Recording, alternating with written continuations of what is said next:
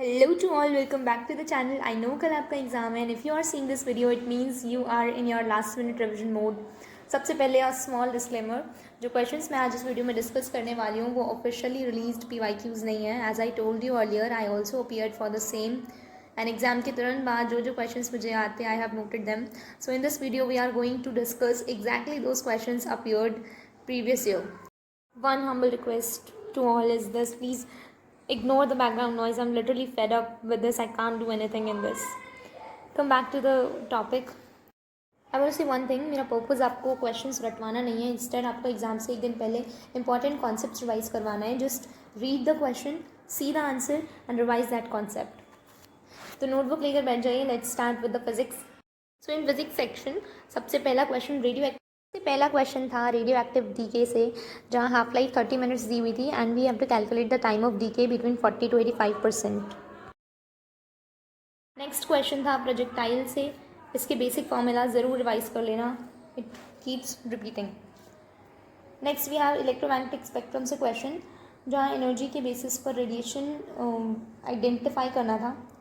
Keep remember that energy is directly proportional to the frequency. Question number 4 is from the current electricity. इसमें resistance of wire पर question था. Very simple and this kind of questions repeats every year. Next thermodynamics से question आया था कि gas compression के case में maximum work किस प्रोसेस में होता है. अगेन ये प्रोजेक्टाइल से question conservation of energy, kinetic energy के basic concepts, equation of motions and laws of motion से तो न्यूमेरिकल क्वेश्चंस आते ही हैं. So revise these concepts. Next question number 9, refrigerator motor का COP means coefficient of performance पर question पूछा गया था. Although this question is out of syllabus, just see it once. Next we have fluid mechanics से floating body and density का relation, इस पे question आया था. Question number 11 we have the x-ray physics से डायरेक्ट क्वेश्चन आया था. तो calculate the minimum wavelength. This is important concept for radiology students also. Now for the question number 12, work done and potential difference के relation से एक question था. And blood flow के basis पर power of heart calculate करने के लिए question पूछा गया था. And escape velocity से एक question आया था. This is really important to learn this particular value. Earth का escape velocity पूछा जाता है. नेक्स्ट वेव ऑप्टिक्स में Young's double slit experiment is really very important, just revise it properly. Electrostat से यूनिट्स पर क्वेश्चन था. इलेक्ट्रिक फ्लक्स की unit SI unit पूछी थी. That's it for physics. Overall physics की बात करें तो इंपॉर्टेंट टॉपिक्स रहे हमारे पास electrostats, thermodynamics, modern physics, current electricity and optics. अब बात करते हैं केमिस्ट्री सेक्शन की. केमिस्ट्री में फिजिकल, ऑर्गेनिक और इनऑर्गेनिक तीनों ब्रांचेस से ही बैलेंस्ड क्वेश्चंस आए थे. फर्स्ट क्वेश्चन एटॉमिक स्ट्रक्चर से डी ब्रॉय वेवलेंथ पूछी गई थी.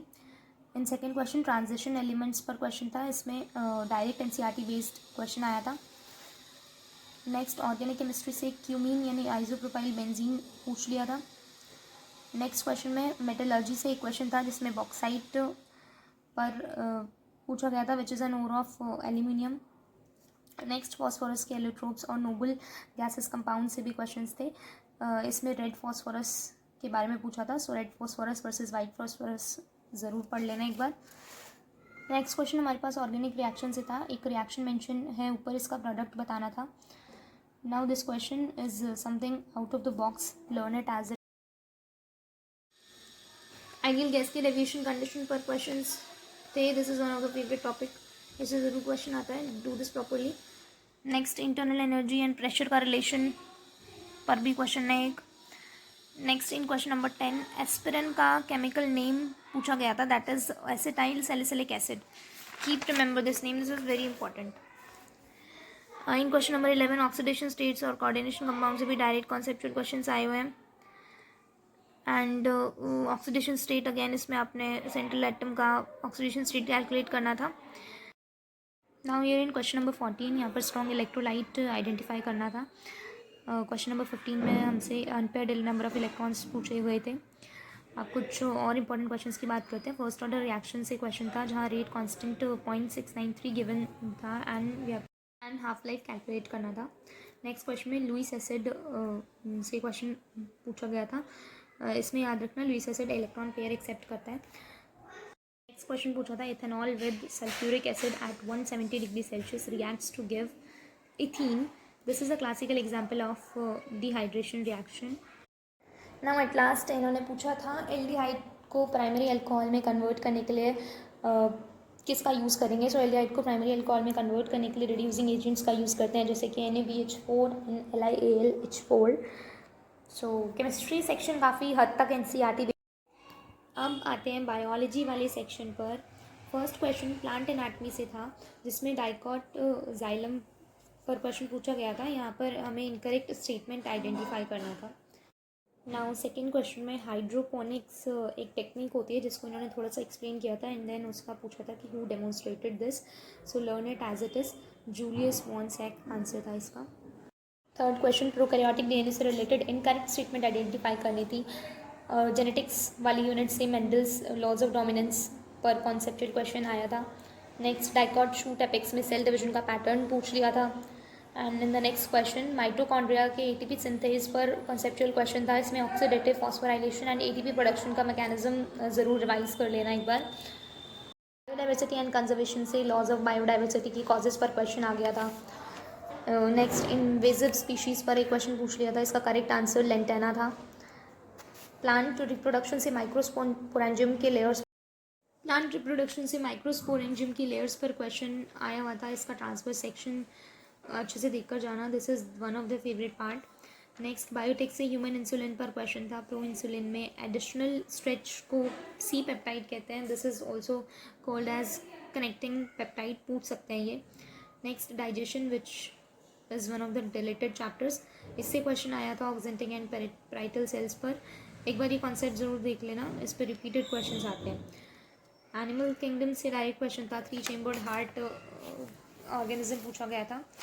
नेक्स्ट रेस्पिरेशन चैप्टर से ट्रांसपोर्ट ऑफ कार्बन डाइऑक्साइड पर क्वेश्चन था. This is very important part, ज़रूर पढ़ लेना एक बार. Again here from respiration normal breathing में वॉल्यूम्स एंड कैपेसिटीज़ पर क्वेश्चन आ गया था. एक बार ये रिवाइज ज़रूर कर लेना. Next now here with we have an out of box question.